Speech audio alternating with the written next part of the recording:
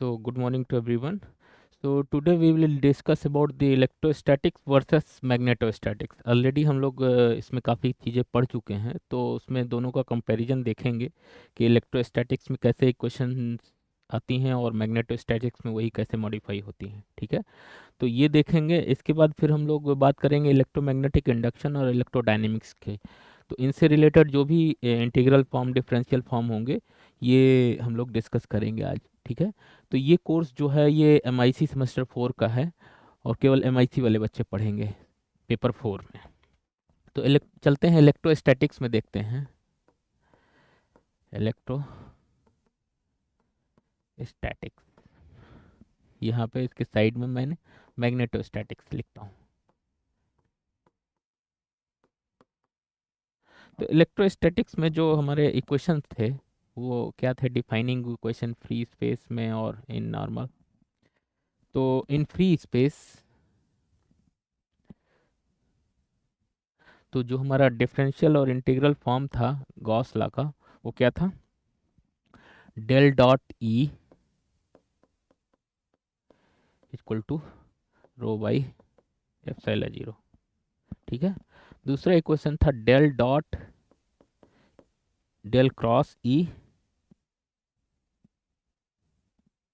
एक cross product था, del cross E equal to क्या था? जीरो था। इसी तरह से मैग्नेटोस्टैटिक की बात करें अगर, तो मैग्नेटोस्टैटिक्स में इक्वेशन जो डिफाइनिंग इक्वेशन थी integral and differential form, del dot B क्या था? जीरो था। ठीक है, और डेल क्रॉस बी क्या था? Equal to mu zero times J. ठीक है, फिर जे क्या है? करंट डेंसिटी है। यहाँ पे क्या है? ये रो वॉल्यूम चार्ज डेंसिटी।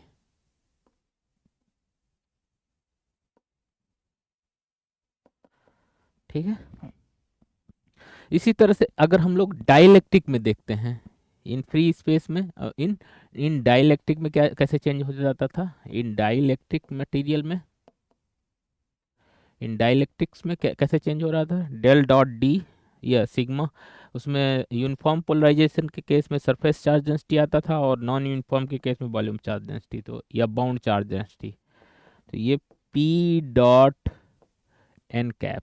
ठीक है, और जो हमारी करंट डेंसिटी थी, ये minus divergence of polarization vector P. ठीक है ना, volume charge density, surface charge density. ठीक है, तो ये वॉल्यूम है, ये क्या है? Surface charge density. ठीक है, इसी तरह से इन मैग्नेटिक मटेरियल में क्या हो जा रहा था? तो J S surface current density M cross N cap, और magnetization vector current density M cross del cross ये एम हो जाता था। ठीक है, तो ये दोनों डिफाइनिंग इक्वेशन थी हम लोग के इलेक्ट्रोस्टैटिक्स में और मैग्नेटिक। तो इन फ्री स्पेस में ये थी इंटीग्रल फॉर्म, डिफरेंशियल फॉर्म। इसी तरह से हम लोगों ने ऑलरेडी डिस्कस किया है। तो जो हमारे इलेक्ट्रोस्टैटिक्स में डिफाइनिंग इक्वेशन आती थी, डेल डॉट ई क्या था? रो बाई एप्सिलॉन जीरो, और डेल क्रॉस ई था वो जीरो था। इसी तरह से मैग्नेटोस्टैटिक्स में क्या हो जा रहा था कि ये डेल डॉट बी तो जीरो हो जा रहा था, बट डेल क्रॉस बी जो है जीरो टाइम्स जे हो जा रहा था। ठीक है, ये हो गया। ये दोनों समझ गए, volume charge density, surface charge density. और पी क्या है? Polarization vector P, polarisation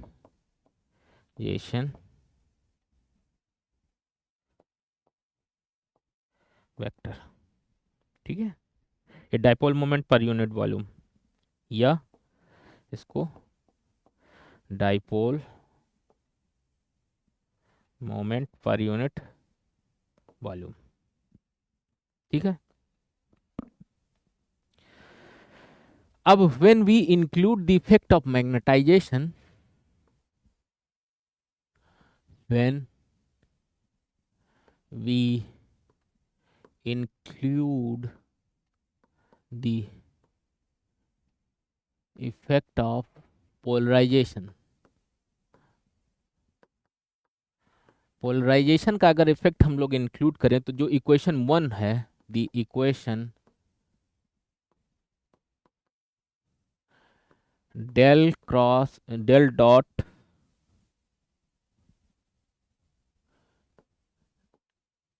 del dot E equal to rho by epsilon zero modified as modified as क्या हो जा रहा था, del dot D equal to rho F, ये हो जा रहा था रो। ठीक है, वेयर तो इसमें क्या हो जा रहा था कि हमारा जो इफेक्ट था एक तो, और दूसरी इक्वेशन जो थी डेल क्रॉस ई जो था वो सेम था, जीरो था, रिमेन सेम,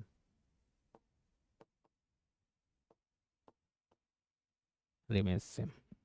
ठीक है, तो यहाँ से हम लोग डिफाइन करते थे scalar potential, E can be written as minus gradient of phi. Phi क्या है, scalar potential, scalar potential for electrostatics. ठीक है ना, इस इक्वेशन से अगर हम लोग इसमें वेक्टर आइडेंटिटी वेरीफाई करते थे, vector identity curl grade of any scalar क्या होता था, curl grade of any scalar क्या था, जीरो था। तो वहां से हम लोगों ने curl gradient of any scalar zero है, therefore E can be written as this scalar of phi, therefore E can be written as. इसी तरह से मैग्नेटोस्टैटिक्स में when we include the effect of magnetization,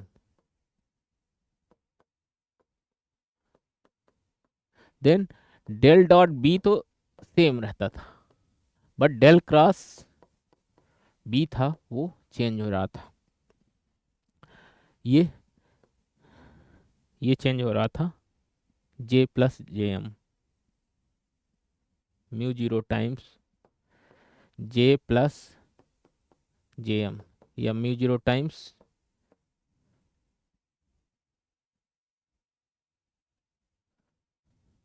या इसको ऐसे लिख सकते हैं,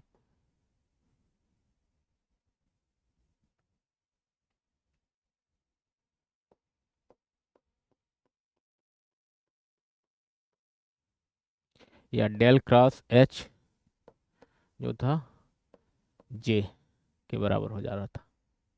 ठीक है,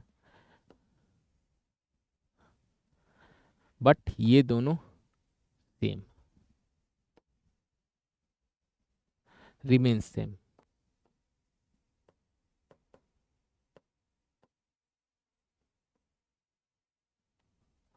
ठीक है, यहाँ से हम लोग अगर ये वेक्टर आइडेंटिटी को वेरीफाई करें, verify vector identity divergence curl of any vector equal to zero. ठीक है, therefore B can be written as del cross M,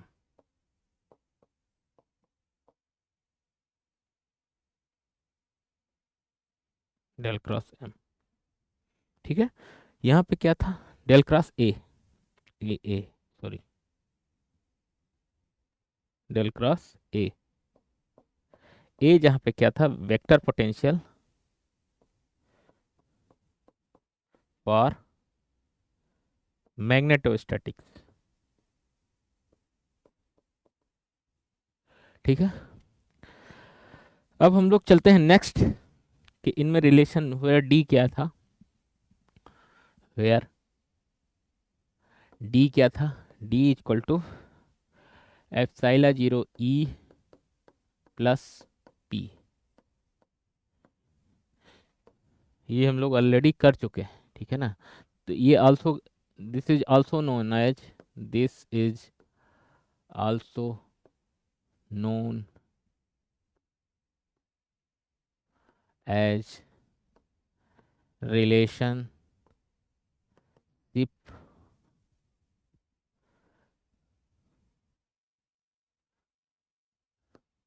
between D E and P vectors.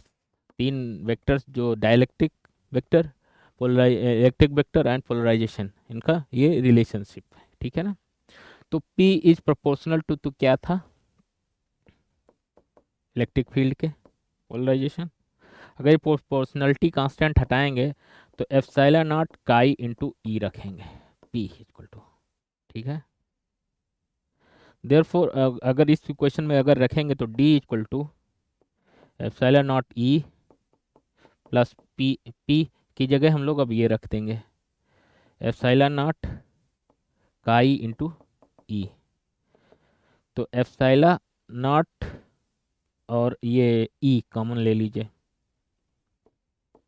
1 plus chi into E, 1 plus काई की जगह epsilon R रख दीजिए, epsilon R into ई। अब definition से ये किसकी डेफिनीशन लिखी हुई है, तो D इक्वल टू, इसकी जगह पे हम लोग क्या लिख सकते हैं, एप्सिलॉन लिख सकते हैं, permittivity of the medium, D equal to epsilon into E. तो ये रिलेशन मतलब रिड्यूस हो गया। D को हम लोग अगर कन्वर्ट करना चाहें तो एप्सिलॉन से मल्टीप्लाई कर दीजिए तो वो आपको मिल जाएगा। इसी तरह से वेयर H क्या था, H equal to B upon mu not minus M, या B equal to mu zero times H plus M, ठीक है। तो मैग्नेटाइजेशन के केस में M is proportional to H, ठीक है।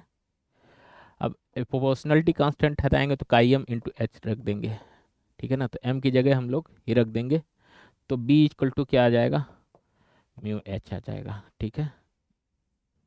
ये आ गया, ठीक है। वेयर म्यू आर क्या है, mu upon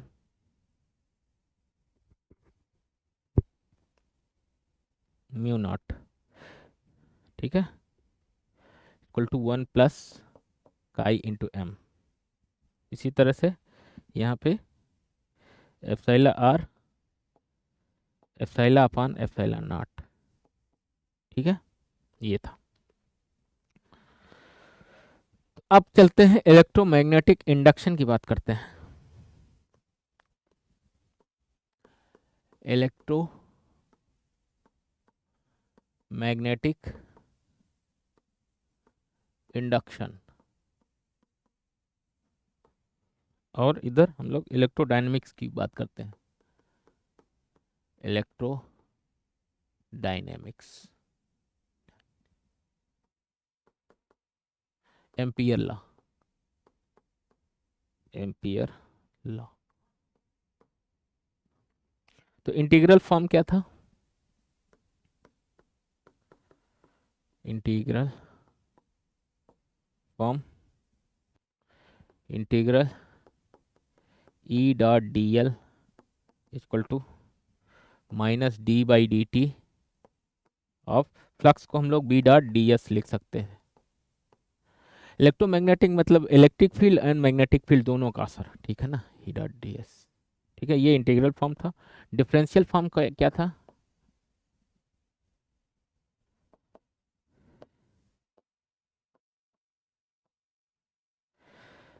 del cross E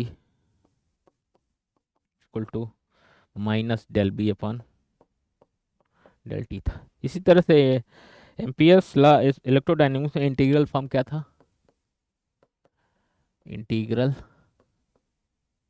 form, integral B dot D L equal to mu zero times I, ठीक है। डिफरेंशियल फॉर्म,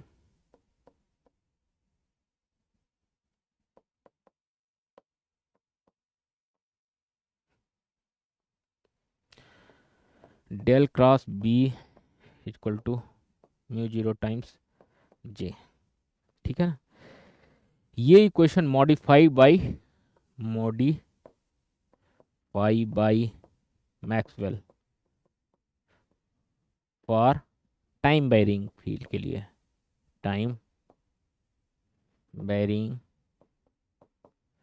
फील्ड के लिए। तो ये मॉडिफाई होके क्या आता है, del cross H equal to J plus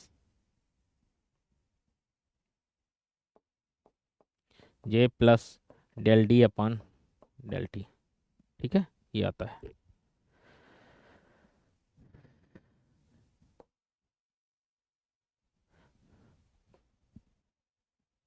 for time varying field के लिए, ठीक है ना, इलेक्ट्रोडायनेमिक्स में ये मॉडिफाई होके J plus del D by del T आ जाता है। ठीक है ना, तो अब चलते हैं define equation for electric field के लिए क्या था।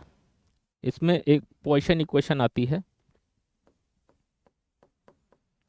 पॉइसन इक्वेशन क्या होती है, del two V equal to rho by epsilon zero minus rho by epsilon zero. ठीक है ना, माइनस साइन के साथ। इसका सोल्यूशन क्या था, v equal to 1/4 pi epsilon zero integral rho by R D R. ठीक है, defining equation, defining equation for, इसमें हम लोग किसका असर देखते हैं, इलेक्ट्रिक फील्ड का। तो F equal to Q into E. इसी तरह से इलेक्ट्रो डायनेमिक्स में जो डिफाइनिंग, इसमें क्या आता है, del two A equal to minus mu zero times J. Condition ये मैंने ऑलरेडी पढ़ाया हुआ है, डेल डॉट ए अगर हम लोग जीरो मान लें। ठीक है, लॉरेंज कंडीशन।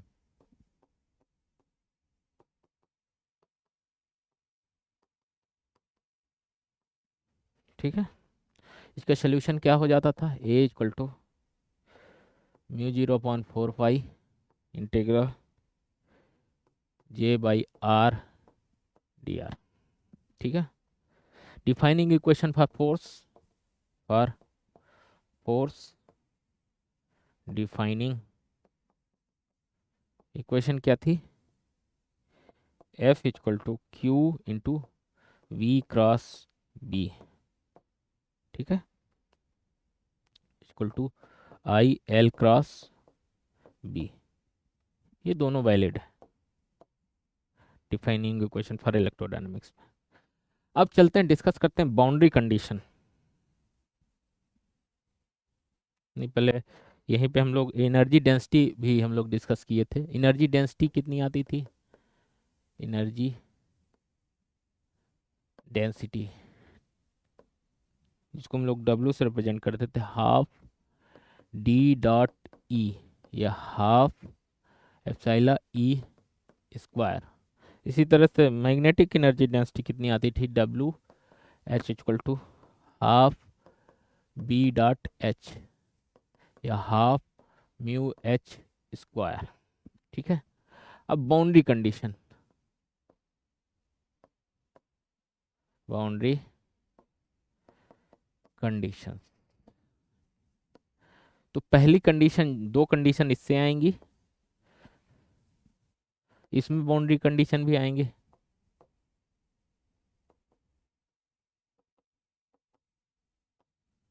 दो इससे आएंगी। ठीक है, तो ये tangential component E T one equal to क्या होता, ई टी टू हो जाता था। और जो normal component of dielectric flux density D N two minus D N one क्या हो जाता था, ये सिग्मा के बराबर सरफेस चार्ज डेंसिटी के, सरफेस चार्ज डेंसिटी। इसी तरह से एच जो टेंजेंशियल कंपोनेंट होगा, H T one equal to H S T one minus S T one या S T two minus S T one equal to K. ये क्या है? Surface current density.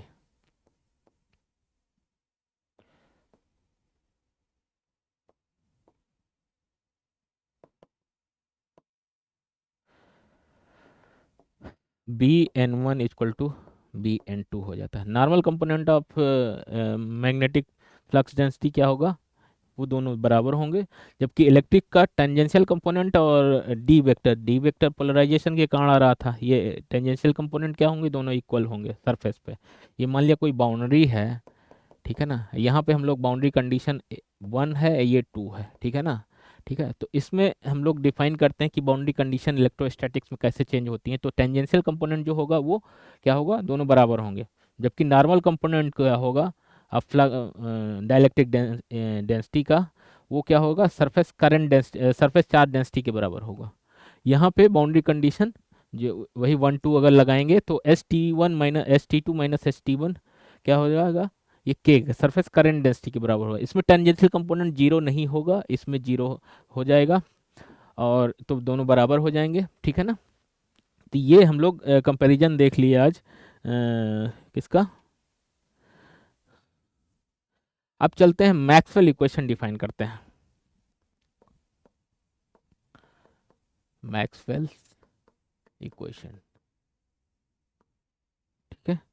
तो पहला इक्वेशन था del dot E equal to rho by epsilon zero, del dot B क्या था? Zero था, del cross E minus del B upon del T, del cross H equal to J plus del D upon del T. और auxiliary equation D equal to epsilon E, B equal to mu H and J equal to sigma times E. Auxiliary equations.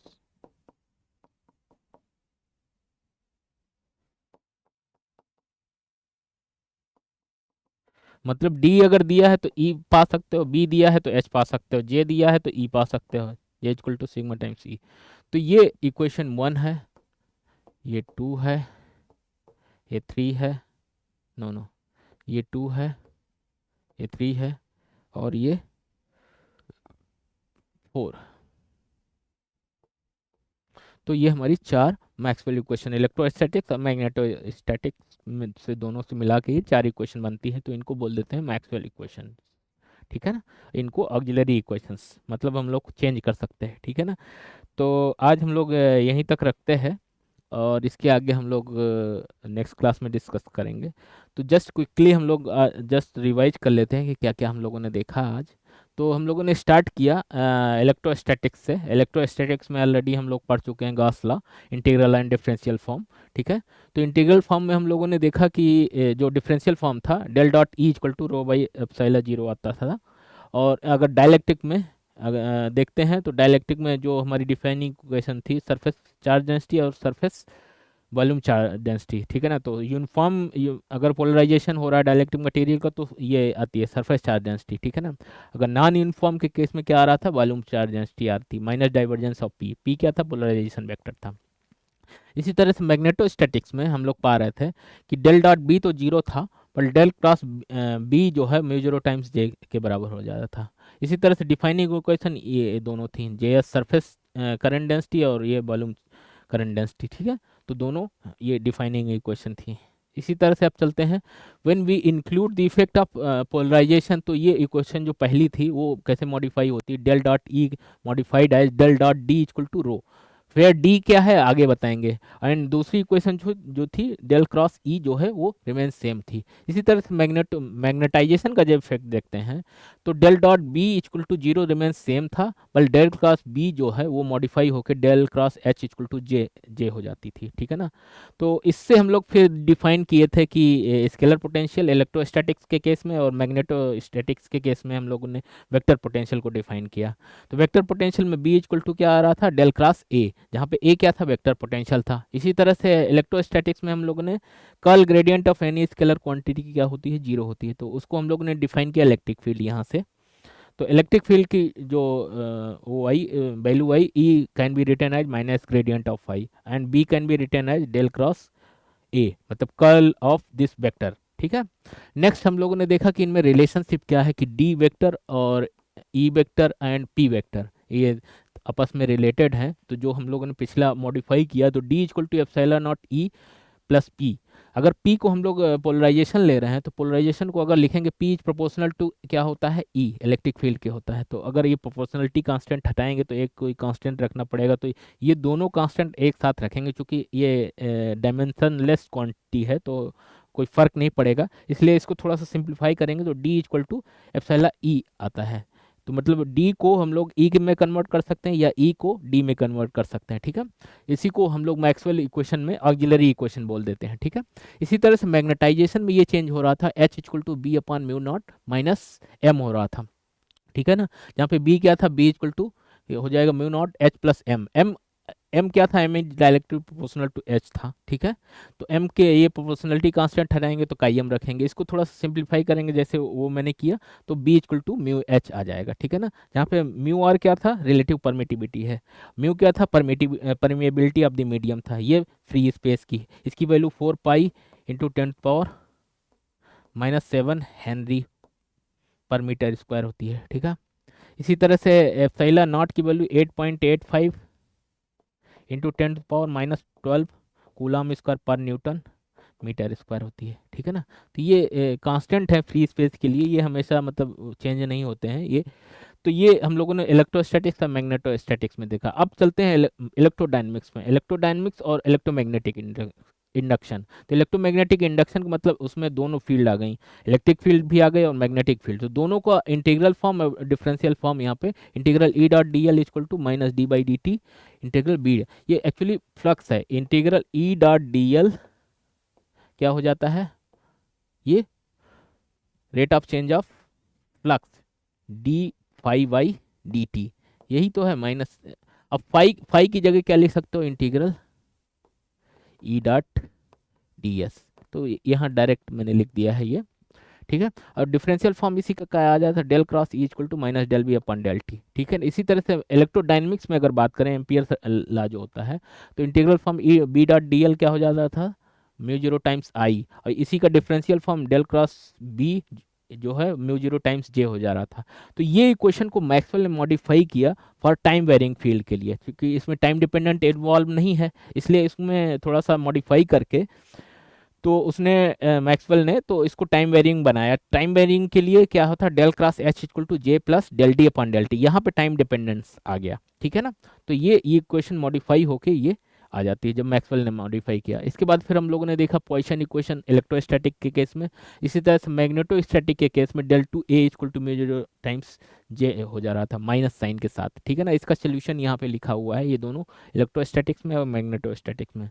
Electrostatics में जो defining equation force के साथ थी, F equal to Q into E था, जबकि magnetostatics के case में F equal to Q into V cross B हो जा रहा था। ठीक है ना। या I L B, L length है और बी क्या है, मैग्नेटिक फील्ड इंटेंसिटी है। ठीक है। अब नेक्स्ट चलते हैं, एनर्जी डेंसिटी की डिस्कस की। एनर्जी डेंसिटी में हाफ डी डॉट ई आ जाता है। अब डी को हम लोग क्या लिख सकते हैं, डी इक्वल टू एप्सिलॉन ई। तो ठीक है ना। तो डी की जगह अगर रख दोगे एप्सिलॉन ई, तो ई half epsilon E square. Similarly magnetostatics में भी एनर्जी डेंसिटी। इसके बाद हम लोगों ने बाउंड्री कंडीशन डिस्कस किया।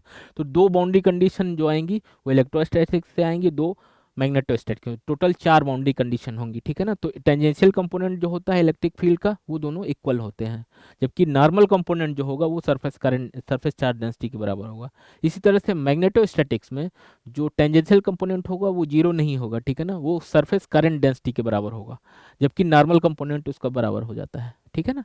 तो ये हम लोगों ने डिस्कस किया। इसके बाद हम लोगों ने 4 मैक्सवेल इक्वेशन जो आते हैं वो फाइनल हम लोगों ने लिखा यहाँ पे, del dot E equal to rho by epsilon zero, del dot B equal to zero, del cross E equal to minus del B by del T, और del cross H equal to J plus del D upon del T. ठीक है ना। तो ये 4 equation क्या कहलाती है, Maxwell equation कहलाती हैं। और इसके साथ ये 3 जो हैं ये ऑक्सिलरी इक्वेशन, जिनको हम लोग यूज करते हैं। डी को अगर ई में चेंज करना है, या बी को एच में, या ई को जे में, तो ये आपस में कन्वर्टेबल है, ठीक है ना, तो इनको ऑक्सिलरी इक्वेशन बोल देते हैं, ठीक है ना। तो ये चार इक्वेशन जो कहलाती हैं बहुत इंपॉर्टेंट है, इनको हम लोग अगले सेमेस्टर में आप लोग माइनर वाले जो हैं वो पढ़ेंगे डिटेल में, ठीक है। तो इनके सॉल्यूशंस पढ़ेंगे, सब चीज़ पढ़ेंगे, ठीक है। तो आज हम लोग यहीं तक रखते हैं, और इसके आगे हम लोग कंटिन्यू करेंगे नेक्स्ट क्लास में, ठीक है। So thank you so much, next class में मिलते हैं।